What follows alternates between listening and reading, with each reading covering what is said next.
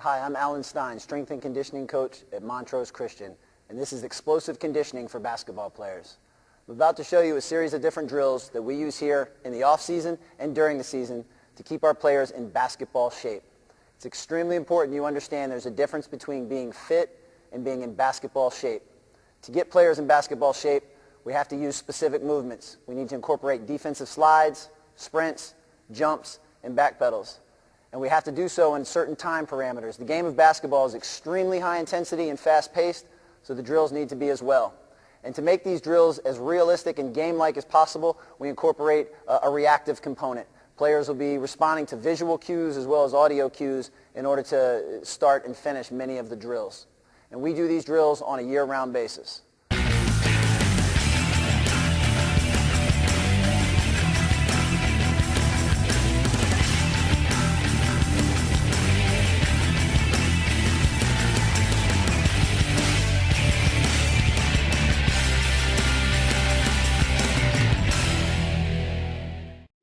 Basketball conditioning is extremely important for some of the same reasons that strength training is important.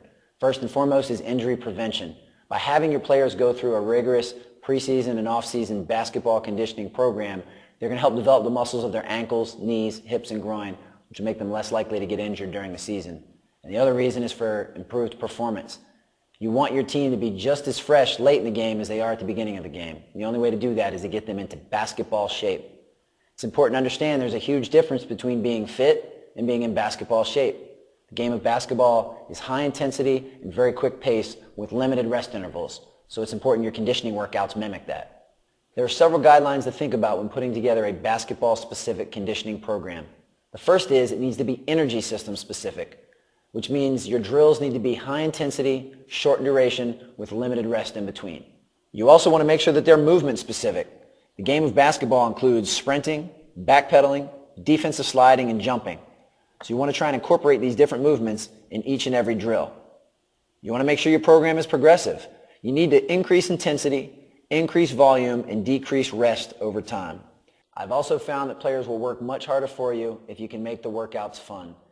By fun, you can make them competitive, you can incorporate a lot of variety, and just do some different stuff. Cross-training is great as well. Instead of using a basketball for all your drills, you can use tennis balls or lacrosse balls, different hand-eye coordination drills, different reaction drills, anything to keep it fresh. If players are having fun, they're going to work harder for you. As you know, a good portion of the game of basketball is played in a defensive stance. So that's something that needs to be replicated in your off-season workouts.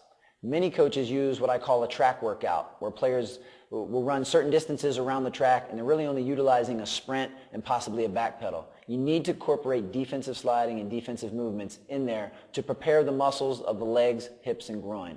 If you want your players on your first day of practice to be able to get in, move from, and stay in a defensive stance, they need to practice that in the off-season. It needs to be incorporated in your conditioning program. Your off-season conditioning workouts actually set your tone for your in-season practices and games. I think it's very important that you enforce good habits even in the off-season during conditioning. First and foremost, everything needs to be done at game speed. The only way you get in basketball shape is by playing everything in basketball speed. I think you need to emphasize being in a low, athletic, defensive stance at all times. I also like to put discipline into our workouts. I don't allow players to put their hands on their knees as I think it's a sign of fatigue. By design, the conditioning workouts are extremely difficult, so I know that the players will be tired, but I don't want them to reinforce that by putting their hands on their knees. And I think that shows and carries over once the season starts. Once the game begins, and if a player, for example, is shooting a free throw, and our players are standing straight up, and the other team has their hands on their knees, we know we have a psychological advantage. We know we're going to be able to run them off the court. I think hands should always be up and active. You can't catch a pass, you can't shoot a ball, and you can't grab a rebound with your hands at your side. Your hands need to be up and active at all times during every drill.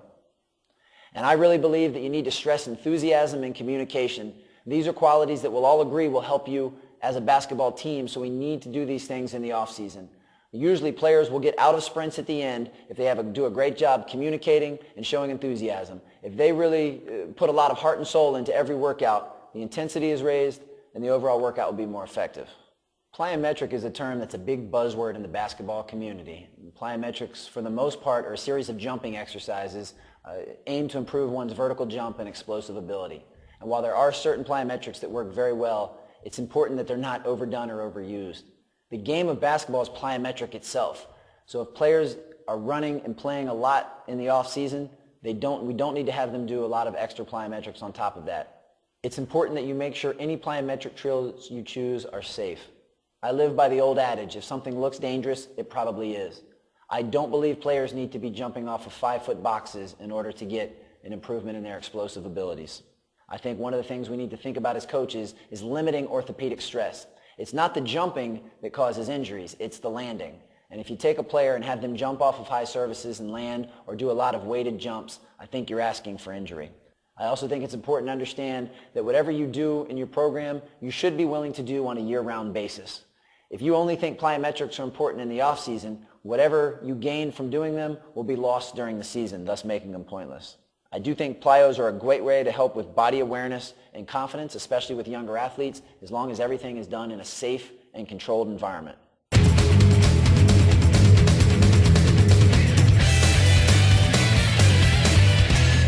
Especially during the off-season, we think it's important to provide as much variety as we can. We want to make these drills fun. We want to make them interactive and many times competitive to get the players really performing at a high level. With everything we do conditioning-wise, effort means everything. We've got a few different tools and balls that we'll use. These are 2 lacrosse balls. You can also use tennis balls, anything that's going to give you a decent bounce on whatever surface you're working. And this drill here is called the 2-ball dance. Well, I'll be dropping the balls. The players will stay in a low defensive stance, incorporating all the principles that you as a coach teach defensively. Their hands will be up and active. They'll catch the ball with the near hand, and they'll throw it back. All right, here we go. Drop. You can mix up which you throw it. You don't always have to go left-right. They'll grab it with the closest hand, and they're moving actively. 3, 2, Antoine, get ready. 1, come on, here you go. All right, here we go. Good, stay nice and low. Excellent, excellent. That's great.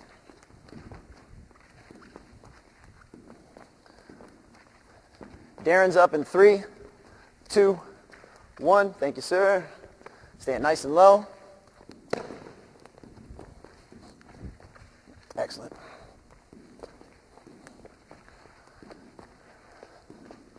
And relax. Nice work.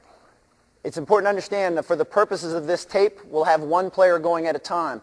But during our workouts, we want everyone as active as possible throughout the entire workout. So, for instance, if you've got a team of 16, you could divide them up in groups of 4, put them in each corner of the gym, have 1 person designated as the ball dropper, 1 person working, while the other 2 rest. That way we keep the conditioning effect going. The next drill we'll do will be called a 2-ball pickup, where you can use tennis balls. In this case, I've got some small Nerf balls. Players are going to start down in a push-up position. I'll roll the first ball. They'll sprint as fast as they can to pick up the first ball. They'll turn, drop step, and defensive slide to pick up the second ball. Again, what makes these drills different, they're not running to a set cone. They're not running to a set line. They have to actually find and react to the balls. We'll go Troy first, then Lenny, and then Adrian will come in here. Turn and then defensive slide. Stay nice and low, active hands. Excellent, excellent. Next guy down. Great. And then jog back.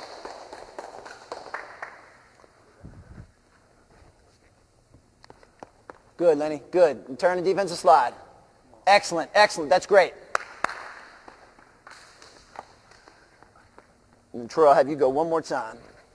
Oh, that's it. Get it, Adrian. Open up. Nice. Last one. I'm really going to spread Troy out on this one. There you go. You got it. This last one right here.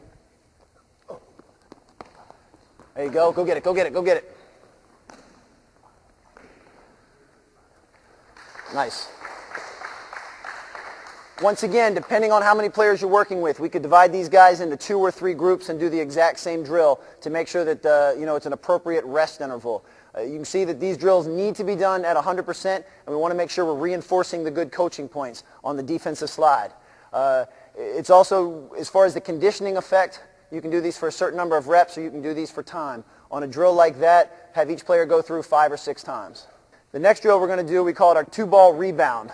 I'm going to get down in a low crouch position. Player's going to get in a box out. I'm going to throw both balls up in the air. I'll call out right or left.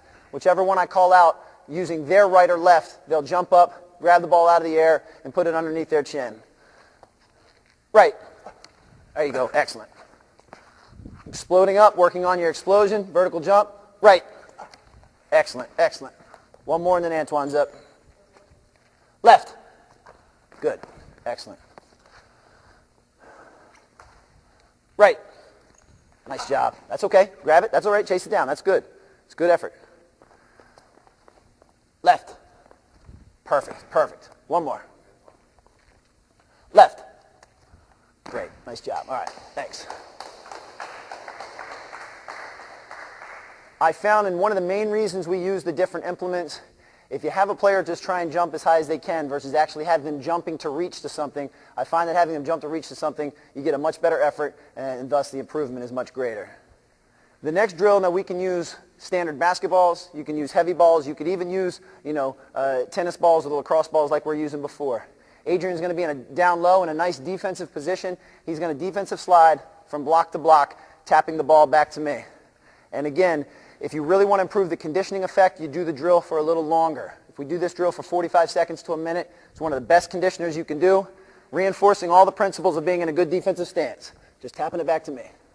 There you go. Quick, quick, quick, quick. Excellent, excellent. The next drill is our 2-ball finish. For this drill, we're actually going to use heavy weighted basketballs to induce a strength effect on the upper body. Player's going to catch the ball, chin, drop, step, and finish. We've got some helpers in this drill to make sure we put the ball back. Again, we'll do this one until he finishes 6 baskets. 6 baskets. Ready? Go. Turn and score everything. Yep. Excellent. There you go. Score everything. Excellent. It's 2, 3, 4, 2 more. Boom. And all of these different drills, many would think that that drill is designated just for big men. We have our guards and our bigs do all of the different drills we're doing today. So even the quick moving, defensive sliding, hand-eye coordination, agility drills, we have our bigs do, and finishing drills, post moves and so forth, we have our guards do as well.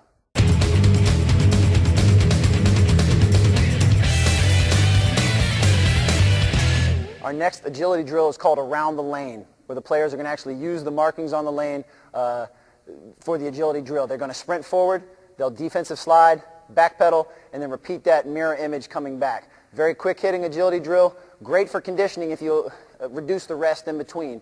For a drill like this, we'd have guys in groups of maybe 2 or 3, so that you have 1 part work, 2 parts rest, again, because the agility drill is only going to take 5 or 6 seconds from start to finish. Ready, go. Excellent, excellent. Stay nice and low. Explode out, hard right back. There you go. Darren's up next. We'll go each guy twice. Hard, Darren. Let's go.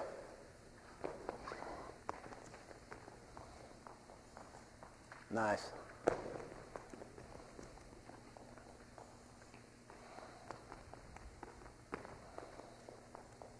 Excellent. We'll go through one more time each. Looks good. Stay low, active hands. Don't let your feet cross, step slide. Go ahead, Antoine. One more time, buddy. Perfect, perfect. Razor sharp cuts. Don't want to make a big circle. Want to make razor sharp cuts. Outlining the lane. Nice job. One more time each.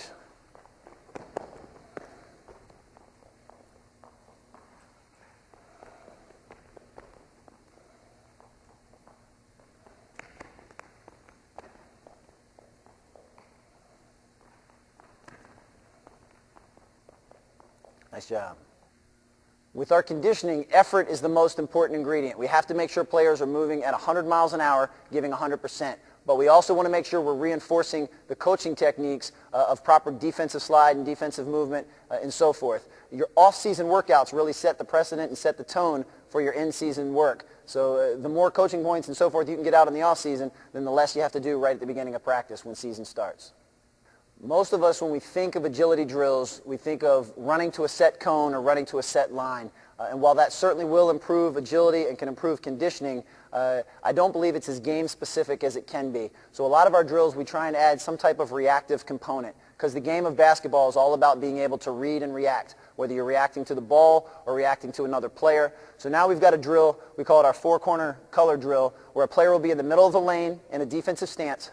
I will call out a color, signifying the 4 different color cones we have, and they will defensive slide to that cone and then defensive slide back to the middle as quick as possible. This drill in particular, Your imagination is the only thing that can limit you. You can do this drill in a variety of different ways. You can set up different shapes. You can have the players closing out on a shot on the top 2 cones and stepping down to take a charge on the bottom 2 cones. Whatever you can dream up, you can make work with this drill. But bottom line is the players cannot predict which line or which cone they're running to because I haven't called that color. Again, for the purposes of the tape, we've got one drill going with one player working. If we were doing this in the off-season at Montrose, we would actually have several of these boxes set up, have a player in each box, coach or myself would stand in the middle, call out a color, and everyone would react at the same time. Because you want to keep the rest intervals fairly short, because again, that's the game of basketball. So most of our conditioning exercises will have one player working and only 2 to 3 players resting to make sure that we keep that work-to-rest ratio. Green. There you go. Blue. Blue. Red. Yellow. Red. Excellent. And Troy's off. Sami's in the middle, right in the middle, right on the gray line. Red. There you go. Good. Quick back. Quick back. Blue. That's it. Good, good, good. Blue. Green. Yellow. And Adrian's in. Nice job. Good job, Sami. Red. Quick, quick, quick, quick. Yellow. Blue. Blue. Green. Nice job. You can see that the players at Montrose are extremely well coached, and communication is a big part of everything that we do. So we want to encourage as much talking as possible, especially on the defensive end. So the players were saying they've got ball, they've got help. Again, reinforcing the same principles that we want to use during the season when we're actually playing.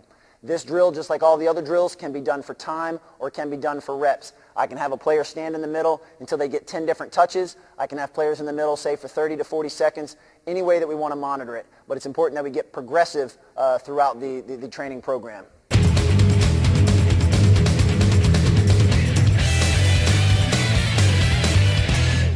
I think in order to get your players to give 100%, it's important that you design drills that are fun, but you also design drills that are competitive. This next one we call our 2-person race, where the players have a different agility pattern that I've programmed, and they're going to race each other. The finish line will be half court. This way, we're guaranteed they're going to give a maximal effort because these guys are extremely competitive and no one wants to lose. Ready? Go! There you go. Hard, hard, hard. Nice job. Next 2 up. Go!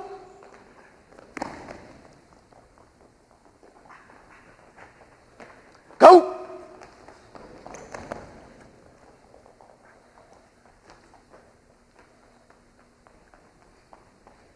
We'll do the same thing coming back. Same thing coming back. Go!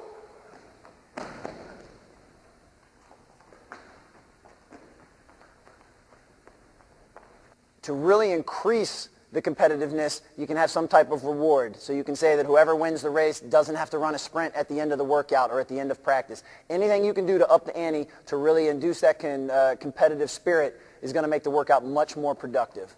Now this race is a little bit different because one player will be backpedaling, the other player will be sprinting. In order to be fair, we give the player backpedaling a little bit of a head start. Both guys are going to defensive slide, the equivalent of the width of the lane. When I say break, the player facing the baseline will sprint and touch with his hand and then turn and sprint to the opposite free throw line. The player on the baseline will just turn and backpedal. So we've got a race to the opposite free throw line. Just a nice easy 50% slide. Ready, go? Just nice and easy.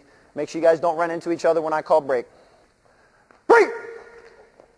Race, race, race, race, race, race, race. Go, go, go, go, go. Next 2 up. Darren.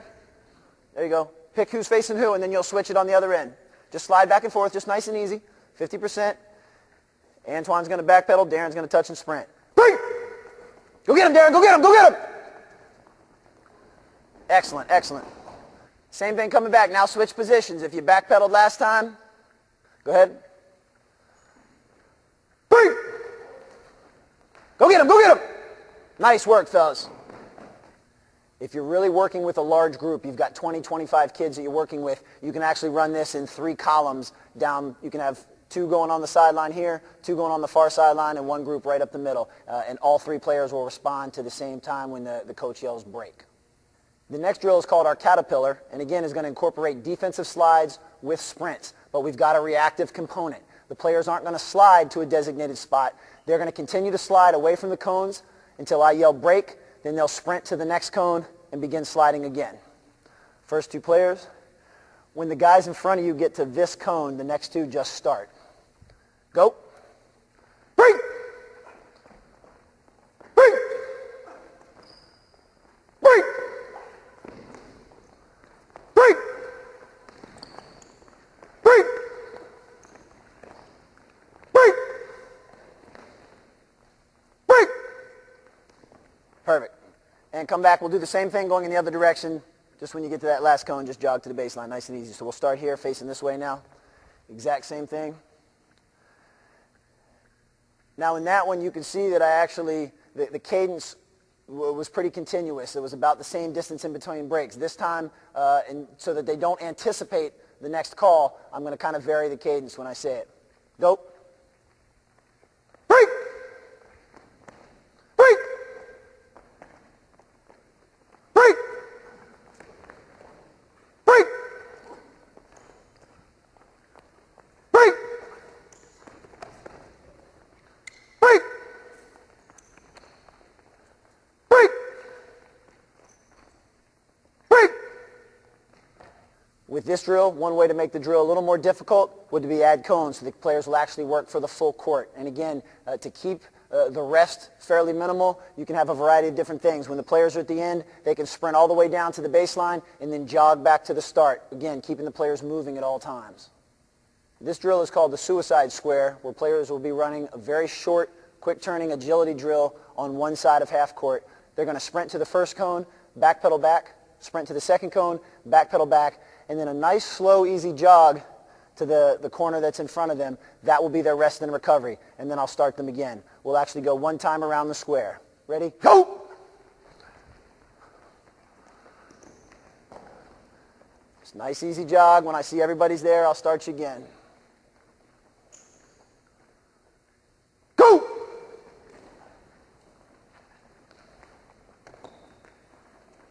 Nice, easy jog. There you go. Two more. Go!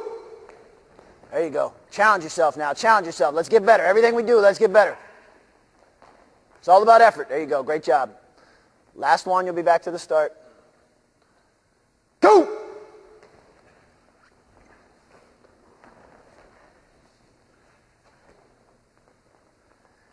This drill can be done in a variety of different ways. We can also, instead of having players sprint and backpedal, you can have them defensive slide to the first cone and backpedal back, or defensive slide and sprint back. Any combination you can think of.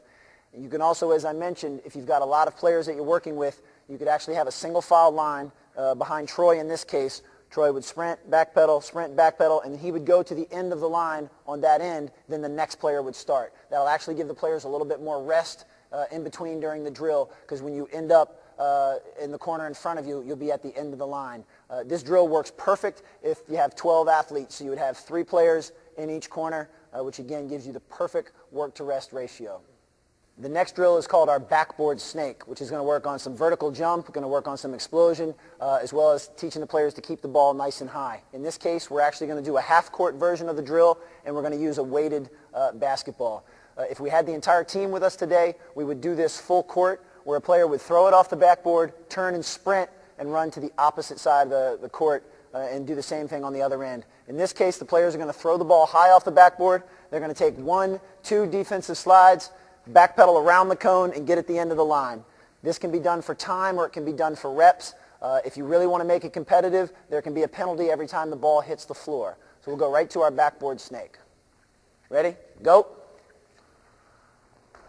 Keep it up. That's it. Catch it in the air at its highest point. Excellent. Excellent. That's it. Good, Lenny. Keep it up high. Keep it up high. Go 3 times through. 3 times through. Excellent. Get around that cone. Nice. Excellent.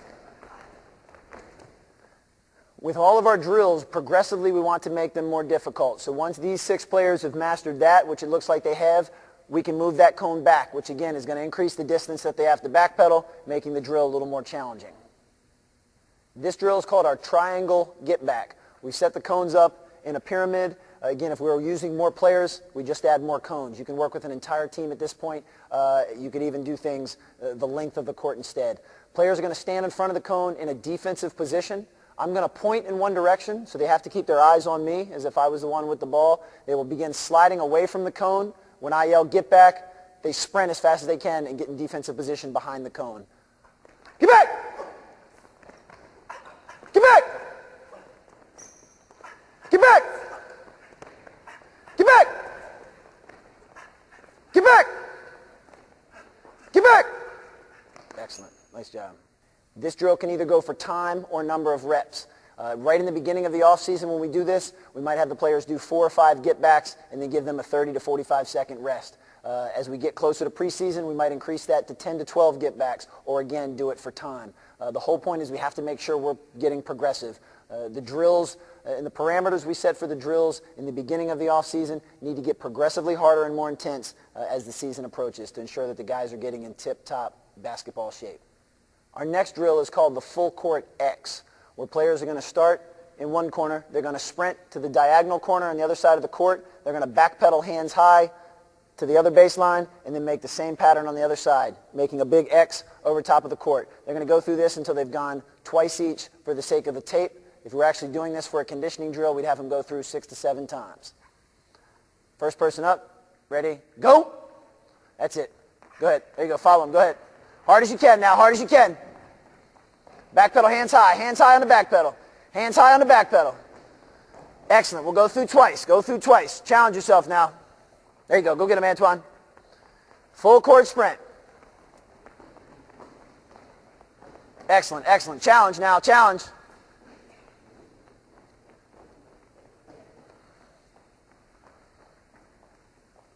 This is an excellent drill to actually do for time, where we could put 2 minutes up on the clock and see how many X's the entire team can make in that 2-minute time. And then again, challenge them the next workout, they'd need to beat that. Next drill is our zigzag drill, where players are going to start in the corner. They'll sprint to the near elbow, turn, open up, defensive slide to midcourt, turn and sprint to the far elbow, defensive slide to the end, jog back to the start. Main focus here is staying in a low, athletic defensive stance, working on our step slide. Antoine's up. Go. The guy in front of you gets the elbow. Next guy's up. There you go. Challenge now. Challenge.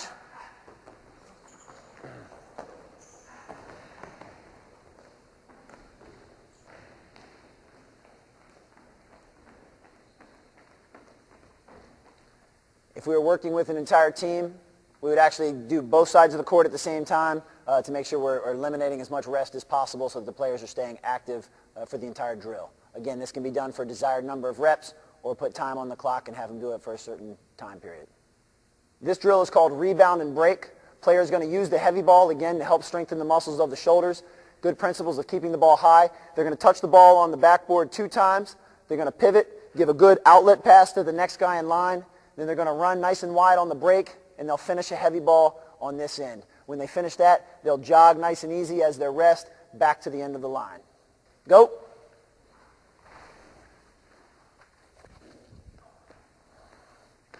And then you'll turn and pass it to him.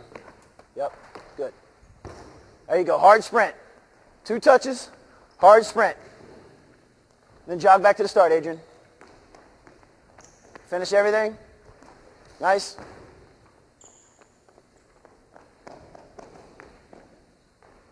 Excellent. We use the heavy ball for a variety of reasons. One is to really improve the grip and shoulder strength. Also realize that during many off-season workouts, you're actually not allowed to use a standard basketball because that could be considered an actual practice. So that's the reason during many of our off-season drills, we incorporate tennis balls, lacrosse balls, heavy basketballs, and so forth, so that we're still training to play the game of basketball, but we're not actually using a basketball. Our final drill today, which is the way I like to end most of our conditioning workouts, is a drill called sprint, retreat, break. On my command, players are going to start sprinting towards the opposite baseline. When I yell retreat, they'll break down in their good defensive stance and defensive slide at 45-degree angles. And then when I yell break, they'll sprint all the way down again. I think this drill is very game-specific to transition defense and offense and is a great conditioner. Sprint! Retreat! Break! Coming back. Sprint! Retreat! Break! One more. Last one, fellas. Great effort here. sprint, retreat, break.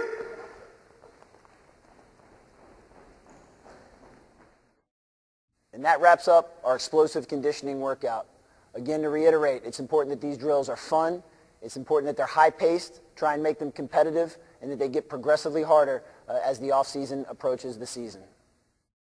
I hope the drills, exercises, and techniques you got from this video help you put together a championship season. Thank you. I'd like to give a special thanks to Mark Graybo of the Golden State Warriors.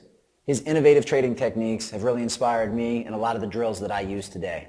Thanks, Coach.